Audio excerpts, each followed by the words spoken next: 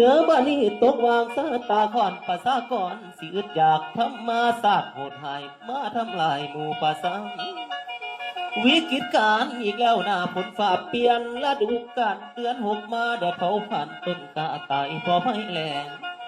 แสงแดดแห้งลงมาไกลแรงน้ำลายจนดินไงเด้อบ้านนี้กล้าปงตายเด้อตัวเพื่อนเมืองเล่าพี่สิจมของเดือนเก้าดาบฟ้าห้ำห้องอุ่ยหวนหวนอยู่ทั้งบนนี่แล้วจากเสียงลมเสียงฝนสนานเมืองซาเทือนบานพายุมาแล้วเดินทานทางเพชรบุกประกาศข่าวเด้อแม่เด้อผ่านเวียดนามเข้าสู่ลาวทั้งภาคกลางภาคใต้อวยไหลเข้าเจือนหายเสื้อพ่อดูนั้นโหดหายเส้นทางผ่านทั้งลายแข็งนี่แล้วสายลมแหงสวยพัดบ้านเมืองกะพี่มางตามเส้นทางเสาไฟลมพายุลมนั่นมันผ่านแม่คำเอ๋ยหอบม้วนน้ำมหาสันตกอยู่สับสิไว้ลิ้นย่อยอยู่บ่อเศร้าน้ำท่วมหน้าปวงภาษาอ่างเอาน้ำตาล้นฝนสายฝนเด้น้องเขาหน้าเขียวเดียวออกมาบ่เห็นอย่างสินางคอยนอลุงป่าคิดต่อหลังบ่ไปหน้าบ่มีฝันละน้องพี่เขาอยู่สอบกับพ่อมีก็เหลือเพียงเล็กหน่อยโอ้ยพ่อได้ถึงเดือนฝันเศร้าหน้าก็ขาดเคลื่อนโอ้ยร้อยเลือนน้ำสายฝนนี่แล้วสารวนเอาชีวิตรอดตายพอไม่นำเขตนาธรรมบ่มีแล้วเสียงแซวแซวพี่น้องจมเนื้อบ้านนี้เหือนสั้นจมสู่น้ำว่าโยสร้างแม่นใสกับเมืองสวรรค์ใส่ผู้ท้องว่านั้นกลายเป็นเดือนทั้งพิษตาแม่เอ้ยท่วมให้นาเสียหายเทศบาลบ่ยังไง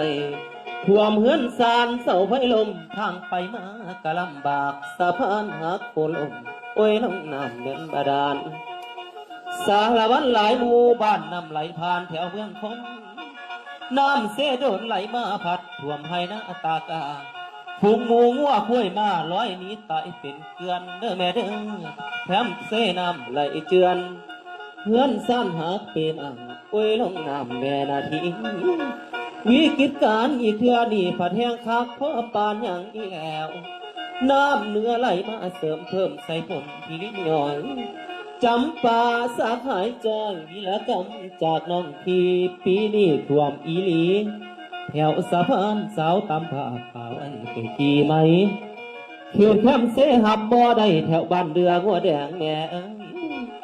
น้ำท่วมแห้งเป็นประวัติกันเกิดมาบ่เคยพอเมืองปากเสเฮานอท่วมเพียงพอแล้วอีแม่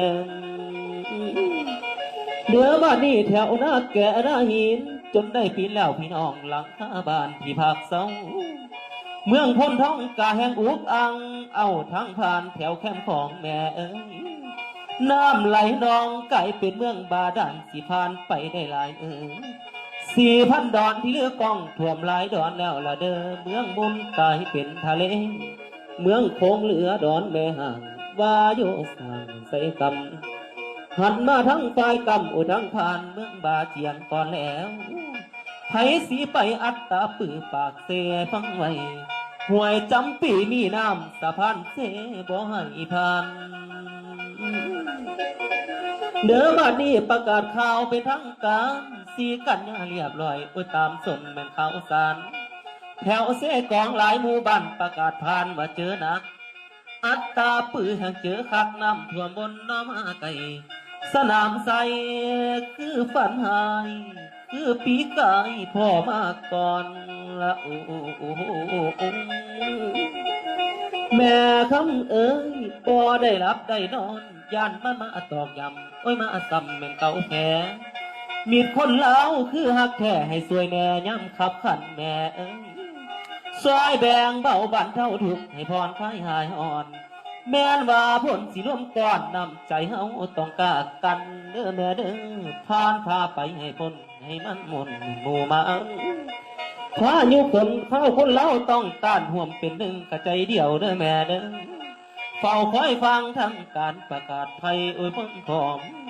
ฝากเสียงก่อนลำลองเป็นแห่งใจอันยิ่งใหญ่เด้อแม่เด้อแด่พี่น้องประสบภัยทั้งหาแข็งภาคไตมีใจสู่ผู้สู่คนผู้สู่คนเด้อแม่เด้อโอ้ยโอ้ยโอ้ยดา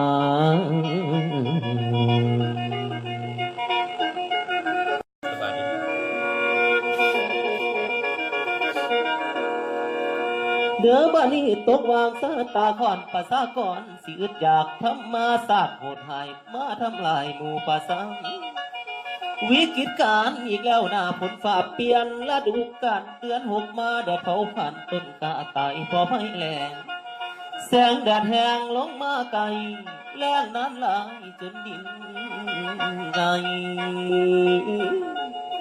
เด้อบ้านนี้กล้าปงตายเด้อตัวเพื่อนเมืองเล่าพี่สิจงของเดือนเก้าดาบฟ้าห้ำห้องอุ่ยหวนหวนอยู่ทั้งบนอีแล้วจากเสียงลมเสียงฝนสนานเมืองซาเทือนบานพายุมาแล้วเด้อท่านทางเพจบุกประกาศข่าวเด้อแม่เด้อผ่านเวียดนามเข้าสู่ลาว